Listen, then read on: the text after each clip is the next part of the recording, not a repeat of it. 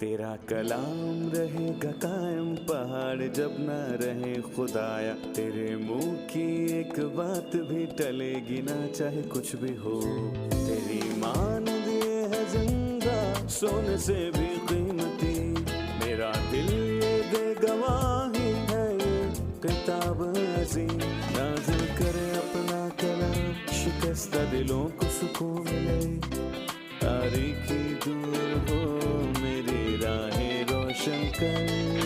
दिल अपना कलाम कसरत से ए खुदा बदल दे, रिहाई दे कसरत से फल मिलाओ। कलाम रहेगा कायम पहाड़ जब न रहे खुदाया, तेरे मुंह की एक बात भी टलेगी ना चाहे कुछ भी हो। अजीज नाजरीन, मैं अयाज ज़रीफ आप सब देखने वालों को हमारे रोज़ के बाइबली मुतालिया प्रोग्राम की इस नई किस्त में खुशामदीद कहता हूँ। इस प्रोग्राम में हम बाइबल मुक़द्दस की तमाम किताबों यानी पैदाइश से मुकाशफा तक हर सोमवार से जुमा आपके लिए तफसीली मुतालिया पेश करते हैं। पिछली किस्त में हमने मरकज़ की इंजील का मुताला ख़त्म किया था, जो कि नए अहदनामे की दूसरी किताब है, और आज हम एक बार फिर पुराने अहदनामे की तरफ लौटेंगे और गिनती की किताब का मुताला शुरू करेंगे, जो कि मूसा की किताबों में चौथी किताब है। लिहाजा बाइबल मुक़द्दस खोलिए और हमारे साथ मुताले में शामिल हो जाइए। और अगर आपका कोई सवाल हो तो हमारे ईमेल एड्रेस info@biblimutalia.com पर लिख भेजिए, हम इसका जवाब आपको ज़रूर देंगे।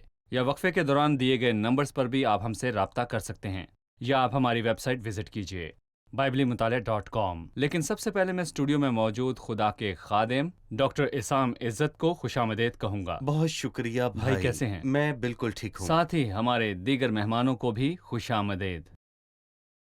डॉक्टर इसाम, आज हम गिनती की किताब का मुताला शुरू करने को हैं, जो कि मूसा की 5 किताबों में से एक है। लिहाजा इस किताब की तफसीलात में जाने से पहले हमें इसके तारुफ की ज़रूरत है। किसी भी किताब के तारुफ में हम जानना चाहते हैं कि इस किताब का नाम क्या है, इसका मुसन्निफ कौन है और इसकी सने तसनीफ़ क्या है, और फिर हम किताब को तकसीम भी करते हैं ताकि हमारे नाजरीन के लिए आसानी हो और वो इसे अच्छी तरह समझ सकें। हम जानते हैं कि मूसा की 5 किताबों में हर एक, बल्कि बाइबल की तमाम किताबों में ही मजमून है। मेहरबानी से हमें गिनती की किताब के मजमून के ताल्लुक से बताइए और ये किस तरह मूसा की दीगर किताबों से मुंसलिक है। गिनती की किताब मूसा की 5 किताबों में से एक है और ये चौथे नंबर पर आती है, और ये लोगों के सफ़र का तसलसल बयान करती है। ये उन लोगों के सफ़र की तारीख का तसलसल है जो गुज़िश्ता किताबों से मुंसलिक है। मिसाल के तौर पर हम पैदाइश की किताब के इख्तिताम पर देखते हैं खुदावंद और इसराइल के लोग यूसुफ के दौर में मिस्र में थे। फिर खरूज की किताब का आगाज़ होता है और यहाँ हम इसराइल के बेटों के नाम देखते हैं जो याकूब के साथ मिस्र गए।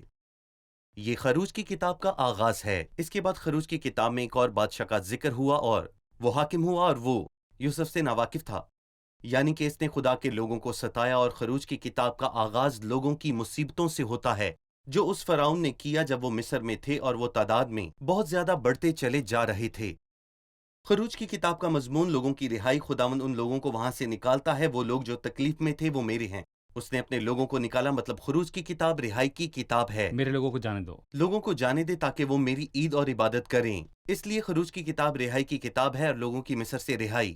इसके बाद खुदावंद खरूज में मूसा को बताता है कि खैमा इज्तिमा कैसे बनाना है। मेरे लोगों को जाने दे ताकि वो मेरी इबादत करें। खरूज की किताब में मूसा ने खैमा इज्तिमा बनाया जो कि बाद में इबादत की जगह होनी थी। और फिर खरूज की किताब का इख्तिताम 40वें बाब में एक चीज पर होता है, खैमा इज्तिमा कैसे खड़ा किया गया। ये इसराइल के बेटों के मिस्र से निकलने के बाद दूसरे साल के आगाज में हुआ था। मिस्र से निकलने के 1 साल बाद खैमा इज्तिमा खड़ा हुआ और बादलों ने खैमे को छुपा लिया और खरूज की किताब का इख्तिताम हुआ। फिर अहबार की किताब का आगाज हुआ। इसलिए हम देखते हैं कि खरूज की किताब के बाद अहबार का आगाज इन लफ्जों से होता है, और खुदावंद ने मूसा से कहा, और खुदावंद ने खैमा इज्तिमा में मूसा को बुलाकर कहा कि वो जगह जहां खुदावंद कलाम करेगा वो खैमा इज्तिमा है। ये वो जगह है जहां वो सुकूनत करता है। अहबार की किताब का ताल्लुक इस बात से है कि लोग किस तरह खुदा के पास आ सकते हैं और किस तरह उसकी इबादत करें, लेकिन वो मेरी इबादत कैसे करेंगे, इसकी बुनियाद क्या है? ये कुर्बानियां हैं। जगह खैमा इज्तिमा है और उनकी हालत कैसी हो, अहबार इसी ताल्लुक से है। अहबार, और इसीलिए तमाम चीजें तरतीब से बयान की गईं। इसके बाद गिनती की किताब की बारी है। इसका आगाज जैसा हम पढ़ते हैं, ये उनके सफर का तसलसल है। खुदावंद ने मूसा से कहा, گنتی کی کتاب کا آغاز خروج اور احبار کے اختتام پر ہوتا ہے۔ خداوند نے موسیٰ سے کہا، اور اسی طرح گنتی کی کتاب کا آغاز بھی لوگوں کے سفر سے ہی ہوتا ہے۔ اس لیے گنتی کی کتاب کا مرکزی مضمون ہے ان لوگوں کا سفر، خیمہ اجتماع کے کھڑے ہونے کے پہلے سال سے اور ملک موت تک پہنچنے کے قریب ہونے تک، جس کا وعدہ خداوند نے کیا تھا، ایسا ملک جہاں دودھ اور شہد بہتا ہے۔ جب تک ہم استثنا کی کتاب تک نہیں پہنچ جاتے۔ اس کے بعد استثنا کی کتاب کا فرق مضمون ہے۔ استثنا کی کتاب تابعداری اور نافرمانی کے تعلق سے بتاتی ہے، کیونکہ نافرمانی کی سزا ہے اور تابعداری کے نتائج برکات کی صورت میں پیش کیے جاتے ہیں، لیکن لوگوں نے بالکل۔ ہمیشہ تابعداری نہ کی، اس لیے تمام نسل جو مصر سے نکل کر آئی تھی ان کو ملک میں داخل ہونے سے روک دیا گیا، بالکل۔ وہ بیابان میں ہی رہ گئے۔ استثنا کی کتاب ہمیں ایک اور نسل کے تعلق سے بتاتی ہے، اور ہم گنتی کی کتاب میں دیکھیں گے کہ ان کے مردہ جسم بے اعتقادی کے باعث بیابان میں ہی رہ گئے۔ آپ کی بات سے میں یہ سمجھا کہ ترتیب یہ ہے کہ آدمی جسے پیدائش کی کتاب میں تخلیق کیا گیا وہ گناہ میں گر گیا، اور پیدائش کی کتاب کا اختتام موت کے منظر پر ہوتا ہے۔ انسان غلامی میں داخل ہوا جو کہ گناہ میں گرنے کا نتیجہ تھی۔ خروج کی بالکل۔ کتاب رہائی ہے۔ احبار کی کتاب عبادت اور خدا کے قریب آنا ہے، اور اسے پاکیزگی کی وجہ سے امتیاز حاصل ہے۔ گنتی کی کتاب بیابان میں سفر ہے جب تک ہم استثنا میں نہیں پہنچتے، وعدے کیے ہوئے نئے بالکل۔ ملک کی سرحدوں پر۔ اگر میں اس کتاب کا عنوان چاہوں تو اس کا نام گنتی کی کتاب ہے۔ جی ہر کتاب کا نام ہوتا ہے۔ بالکل۔ آپ ہمیں گنتی کے معنی کے تعلق سے یاد دلا سکتے ہیں؟ لفظ گنتی کہاں سے اخذ کیا گیا؟ گنتی مردم شماری سے لیا گیا، اور اس کا عربی معنی عربی زبان میں یہ نام ہفتادی ترجمے سے لیا گیا، کیونکہ یہ کتاب ان لوگوں کی مردم شماری کے تعلق سے بتاتی ہے۔ جیسا کہ آپ جانتے ہیں کہ دو مردم شماریاں ہیں، ایک آغاز میں ہی ہے، خداوند کے قریب آنے کے آغاز میں ہی مردم شماری ہے، کون آیا تھا اور کتنے تھے، اور پھر 26ویں باب میں سفر کے اختتام پر ایک اور مردم شماری ہے۔ پہلے وہ کتنے لوگ تھے، پھر کتنے ہو گئے، وہ کن حالات سے گزرے، اور پھر ان کی تعداد کتنی ہو گئی۔ لیکن لفظ گنتی مردم شماری سے ماخوذ ہے، کیونکہ اس کتاب میں ان لوگوں کی 2 مرتبہ مردم شماری ہوئی۔ صحیح۔ اور اس کتاب کا ایک اور مضمون ہے جو کہ اصل عبرانی میں ہے۔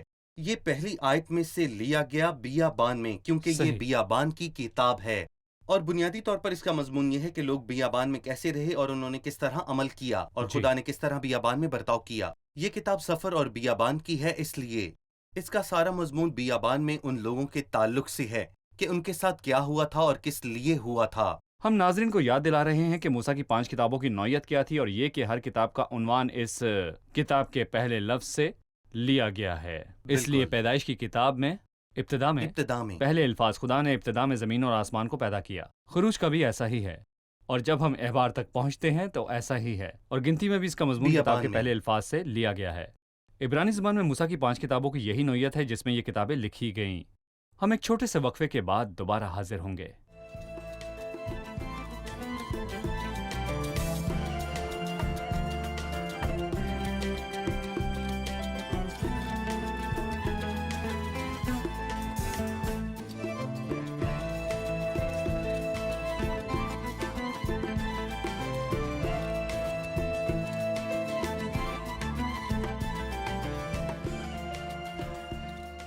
ہم جانتے ہیں کہ گنتی کی کتاب بیابان کی کتاب ہے، اور ثبوت کیا ہے کہ اس کتاب کا مصنف وہی ہے۔ ہم جاننا چاہتے ہیں کہ اس کا مصنف کون ہے۔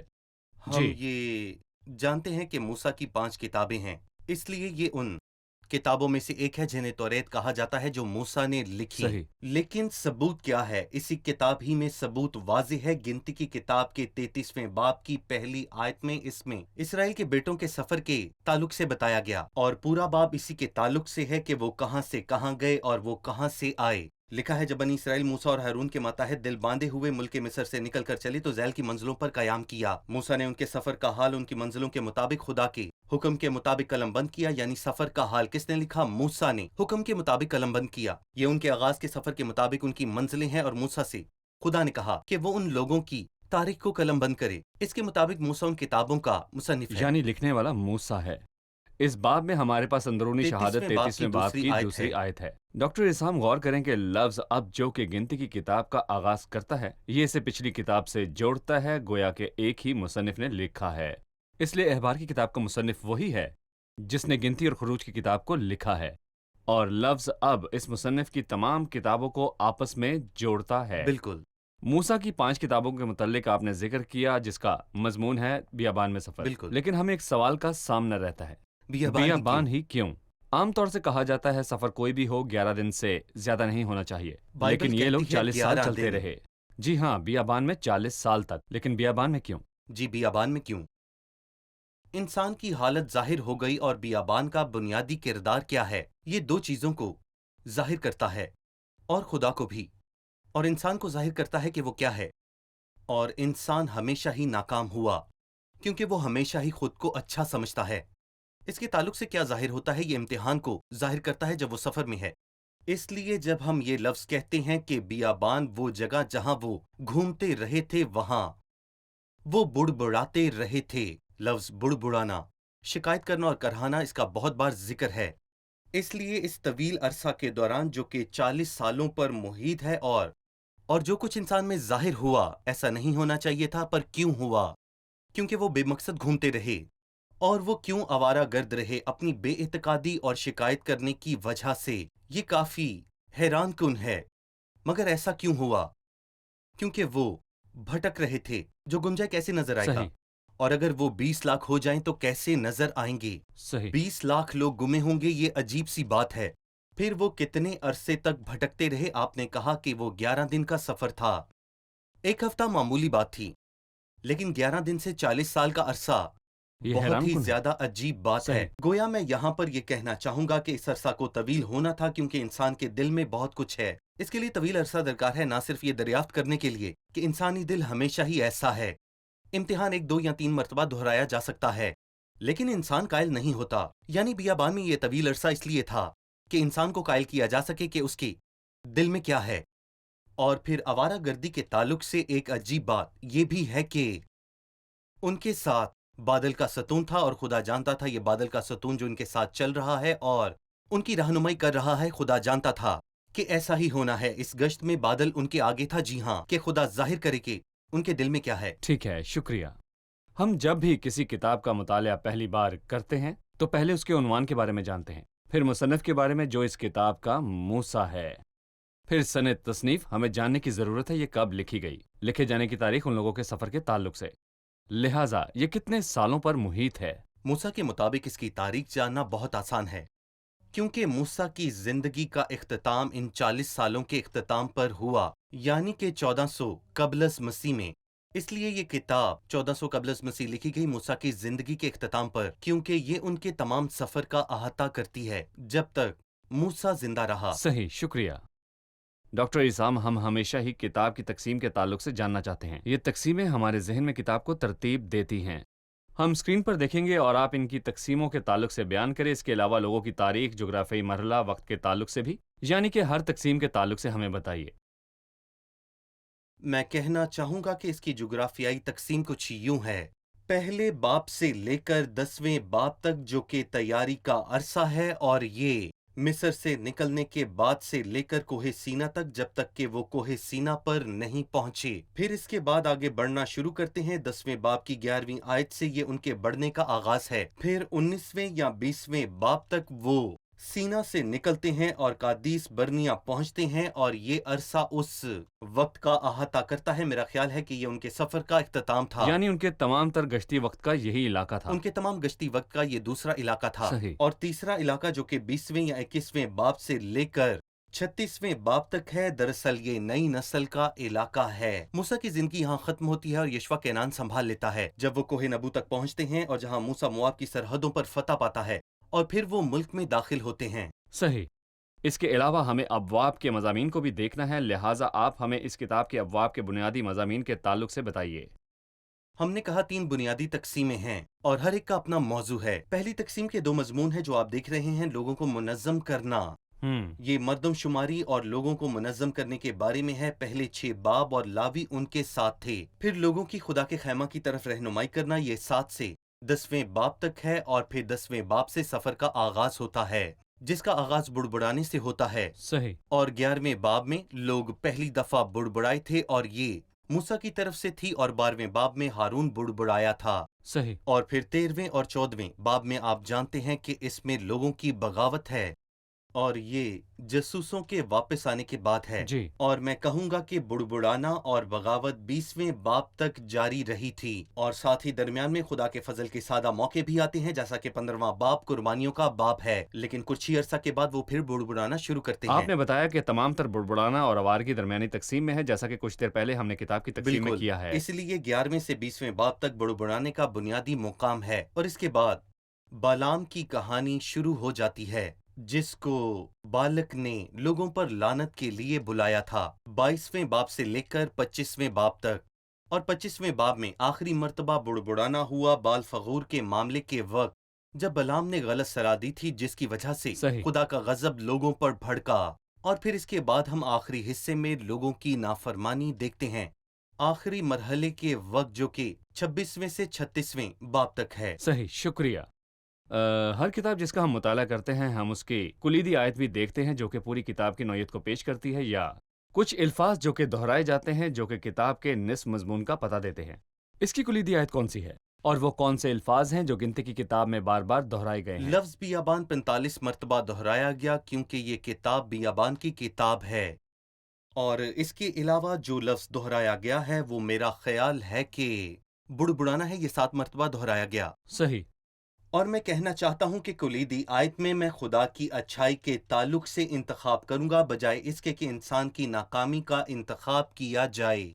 انسان کی ناکامی کے تعلق سے بہت سی آیات ہیں، اور جب لوگ بڑبڑائے تو ہم دیکھتے ہیں کہ خداوند نے جھوٹے نبی کو اجازت دی کہ وہ ان کے لیے بہترین لفظ بولے، جو کہ بلام ہے۔ بلام ہے۔ اس لیے میرا خیال ہے کہ 23ویں باب میں شاندار کلیدی آیت ہے، جب وہ ان کے بارے آیت میں میں کیا کہتا لکھا ہے ہے؟ کہ دیکھیے، قوم ہے جو اکیلی بسی رہے گی اور دوسری قوموں کے ساتھ مل کر شمار نہ ہوگا، اور جب وہ کہتا ہے کہ میں یعقوب میں بدی نہیں پاتا اور اسرائیل میں خرابی، اگرچہ کہ وہ بدی بلکہ وہ اور بدی اور خرابی سے خرابی سے بھرے بھرے ہوئے تھے، اس کے باوجود یہ بات ہمیں فضل کی آنکھ کو دکھاتی ہے۔ جب ہم دیکھیں گے تو جانیں گے کہ خدا نے ان کو 40 سال کیوں برداشت کیا، مقصد وعدہ پورا کرنا تھا۔ اور میرا خیال ہے کہ میرے لیے یہی کلیدی آیت ہے، اس میں انسان کی ناکامی نہیں بلکہ خدا کی اچھائی ہے۔ صحیح۔ ڈاکٹر صاحب، جب وہ کہتا ہے کہ یہ کتاب گنتی کی یا مردم شماری کی ہے، اور بیابان نے ان کی ناکامی کو ظاہر کیا، وہ سب جو نکل آئے تھے، وہ نسل جس نے خدا ان کے عجیب کاموں کو دیکھا تھا اور جی، ان نشانات کو جو اس نے ظاہر کیے، تو ان کے مردہ جسم بیابان میں ہی رہ گئے۔ خدا خوش نہیں خدا تھا۔ خوش نہیں تھا، لیکن سفر کے شروع میں مردم شماری کا خیال اور سفر کے اختتام پر مردم شماری، کیا یہ بطور مسیحی مجھے کسی قسم کے تحفظ کا احساس دلاتی ہے، سلامتی سے پہنچ جانے کے لحاظ سے؟ دراصل یہ مجھے ہر طرح کے تحفظ کا احساس دلاتی ہے، لیکن کیوں؟ اگرچہ کہ بے اعتقادی نے ان کے مردہ جسموں کو بیابان میں ہی دبا دیا، بے اعتقادی نے ان کی تعداد کم کر دی، ان کی تعداد 6,03,550 تھی، لیکن جو ان میں داخل ہوئے وہ 2 ہی تھے، اس لیے 6,03,548 بیابان میں ہی مارے گئے۔ تصور کریں، کیوں؟ کیونکہ یہ انسان کی ذمہ داری پر منحصر ہے۔ صحیح۔ جب تک انسان ذمہ داری پر منحصر ہے تو کون قائم رہ سکتا ہے؟ اور 2 داخل ہونے والے فضل کی بدولت داخل ہوئے، لیکن جہاں تک ہمارا تعلق ہے تو کتنے گر جائیں گے؟ کیونکہ سچے ایمانداروں کے لیے ظاہری ایمان نہیں ہے، لیکن سچے ایمانداروں کے لیے کتنے ہی ناکام ہو جائیں گے۔ اور پطرس رسول ہمیں بتاتا ہے کہ ہم خدا کی قدرت کے ساتھ محفوظ کیے گئے، صحیح۔ اور اسی لیے ہم اگر فضل کے نقطۂ نظر سے دیکھیں تو ہم میں سے کوئی نہیں گرے گا۔ انسانی نقطۂ نظر سے کوئی داخل نہیں ہو سکتا، اور یہی ان کے ساتھ ہوا۔ وہ شریعت کے ماتحت تھے اور انہوں نے شریعت کو پورا کرنے کا وعدہ کیا۔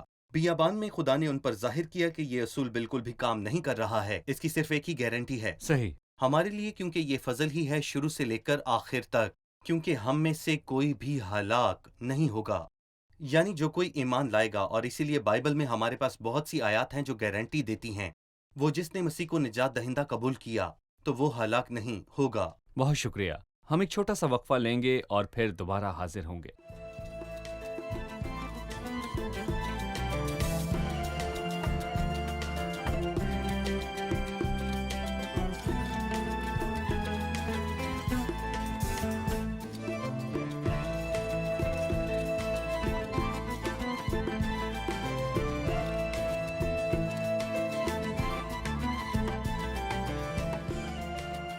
آپ نے ذکر کیا کہ گنتی کی کتاب موسیٰ کی 5 کتابوں میں سے ایک ہے۔ کیا آپ گنتی کی کتاب اور احبار کی کتاب کے درمیان موازنہ کر سکتے ہیں؟ جی۔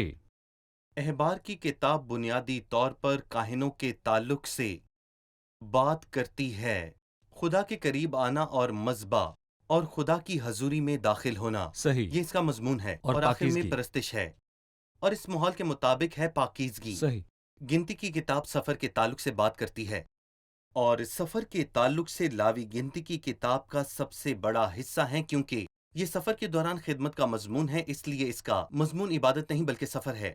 یہ انسان کی ناکامیوں کو ظاہر کرتی ہے، جبکہ احبار کی کتاب لوگوں کے لیے خدا کے خیالات کو ظاہر کرتی ہے جب وہ ان کو اپنے قریب لاتا ہے۔ صحیح۔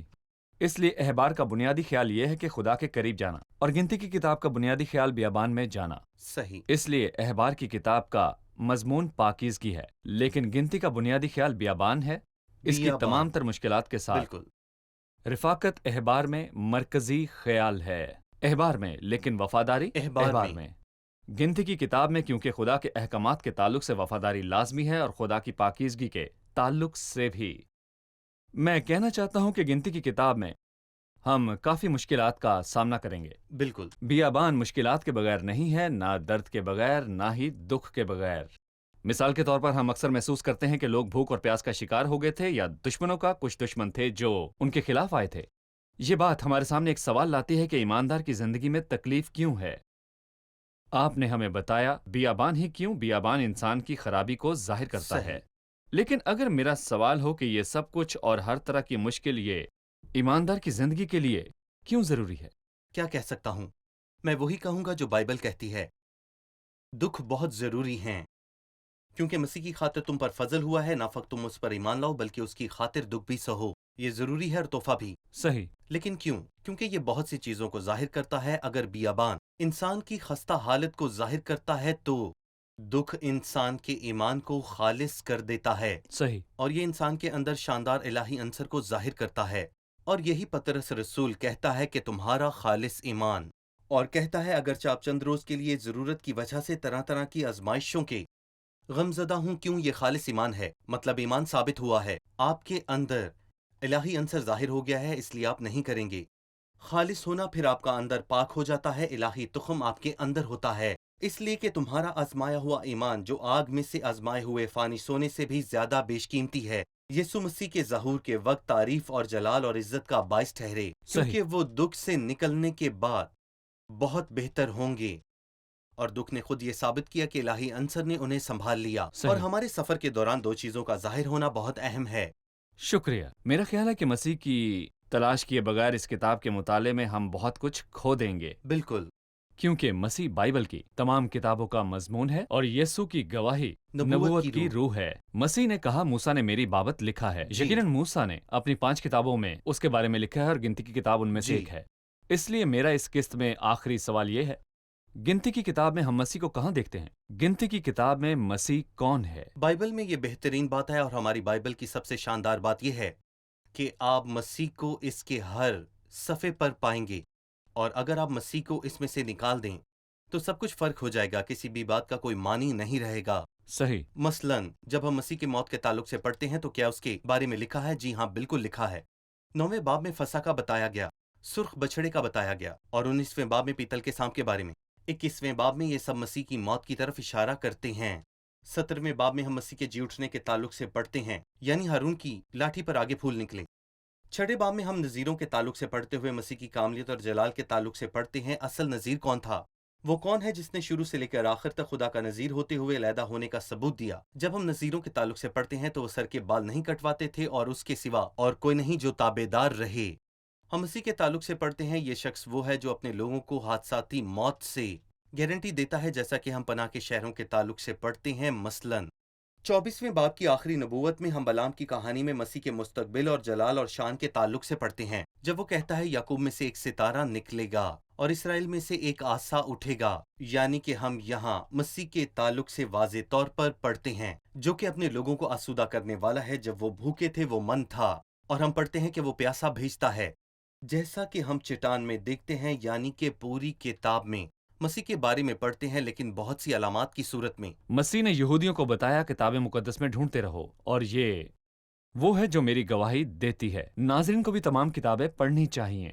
پرانا عہد نامہ پڑھیں، مسیح اور اس کی علامت اور اس کے عکس اور اس کی پیشن گوئیوں کو तलाश करें ये सब मसीह और उसके कफारे के बारे में है। वो लूका 24 में 2 शागिर्दों से मुखातिब था जो कि आमोस की राह पर थे, और उसने उनको तमाम सहाइफ में से समझाया जो उसके बारे में थे, मूसा से लेकर तमाम अंबिया की किताबों से, और उन चीजों के बारे में बताया जो उसकी मौत और जी उठने के ताल्लुक से थीं। लिहाजा पुराने अहदनामे को समझने के लिए मसीह कुंजी बिल्कुल है। सही। मसीह और मसीह का कफारा। शुरू से लेकर आखिर तक तमाम कुर्बानियां मसीह के ताल्लुक से बताती हैं। शुक्रिया भाई, हमारे प्रोग्राम का वक्त अब खत्म हुआ चाहता है।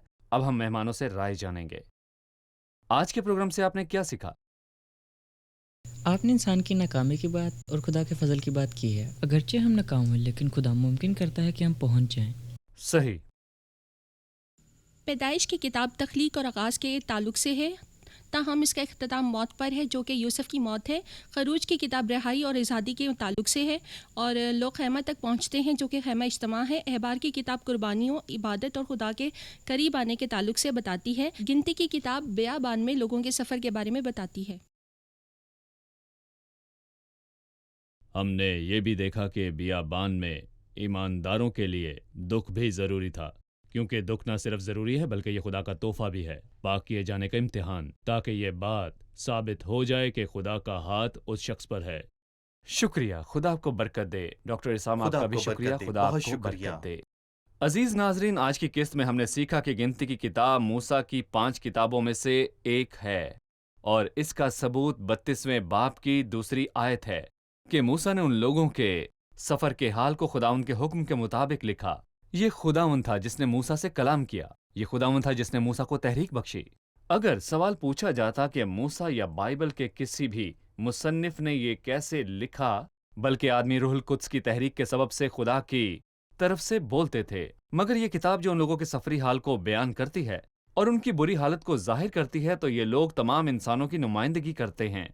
इसलिए उन लोगों की नाकामी का मतलब तमाम इंसानों की नाकामी है, जब तक कि मसीह खुद ना आ गया। जमीन पर सिर्फ वही एक मुसाफिर हुआ जिसने कुछ गलत ना किया, जो कि खुदा की पाक फितरत के बिल्कुल उल्ट था। सिर्फ वही एक शख्स था जो जमीन पर चलता रहा, और बाप की उसके ताल्लुक से आवाज आई, ये मेरा प्यारा बेटा है जिससे मैं खुश हूं। लेकिन इनमें से ज्यादातर से खुदा खुश नहीं था, लेकिन सिर्फ मसीह से खुदा उससे खुश था। उन लोगों के मुर्दा जिस्म बियाबान में ही रह गए क्योंकि वो नाकाम हुए थे, लेकिन मसीह सिर्फ वही कामिल है जो सलीब पर चढ़ गया और वो हमारी जगह पर मर गया। उसने हमारी मौत अपने ऊपर ली। खुदावंद ने हम सब की बदकारी उस पर लाद दी। सिर्फ वही है जिसने खुदा के दिल को खुश किया। नाज़रीन, आप बुलाए गए और इसी तरह पूरी दुनिया को दावत दी गई है कि मसीह के पास आ जाएं, मसीह को कबूल करें, खुदा की रोटी को जो कि आसमान से उतरी है, जो दुनिया को जिंदगी देती है। आप नाकामी से छुटकारा पा सकते हैं, गिर जाने और नापाकी से भी, सिर्फ अगर आप मसीह को कबूल कर लें। अगले प्रोग्राम में आपसे फिर मुलाकात होगी। खुदा आप सबको बरकत दे।